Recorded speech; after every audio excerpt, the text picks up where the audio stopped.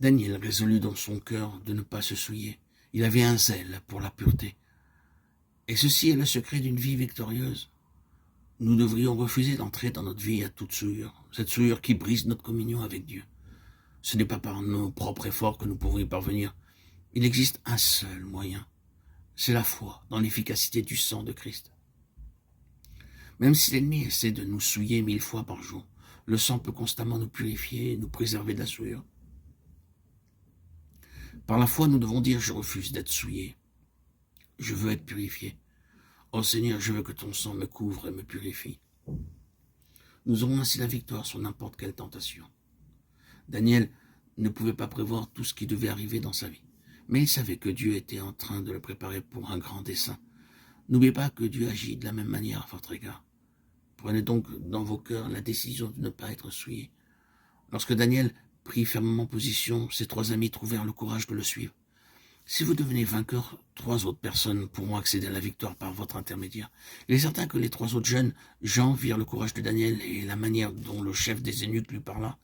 De même, lorsque les autres observeront notre détermination, remarqueront que nous devenons l'objet de la bénédiction divine, eux aussi trouveront le courage nécessaire et prendront position pour le Seigneur.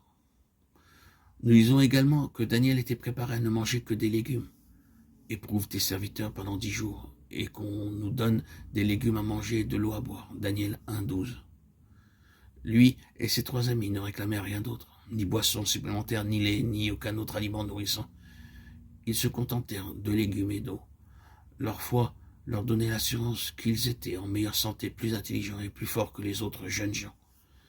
Nous aussi, nous devrions avoir l'assurance, quelle que soit la nourriture que Dieu nous donne, qu'elle a déjà reçu sa bénédiction. Bien souvent, les gens demandent à Dieu de bénir la nourriture sans avoir l'assurance d'être exaucés.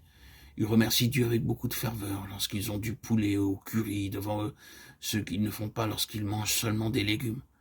Nous devrions apprendre à être reconnaissants, même pour de la nourriture ordinaire. Après avoir demandé à Dieu de bénir notre repas, nous devons croire que c'est chose faite et que Dieu l'utilisera pour nous fortifier. N'ayez pas d'inquiétude si vos aliments sont peu nourrissants et manquent de vitamines. Dieu veillera à ce que vous receviez la force et l'énergie dont vous avez besoin. Nous avons demandé avec foi exactement comme Daniel et ses amis demandèrent et crurent qu'ils recevraient de Dieu plus de force, d'intelligence et de sagesse que tous les autres jeunes gens. C'est parce que nous manquons de foi que nous ne recevons pas. Dans le jour de la fin, seuls ceux qui auront la marque de la bête ou le nombre de son nom sur le front ou sur la main droite pourront acheter ou vendre. En ces jours-là, Dieu nourrira son peuple dans une jungle de la manière qu'il avait nourri Élie.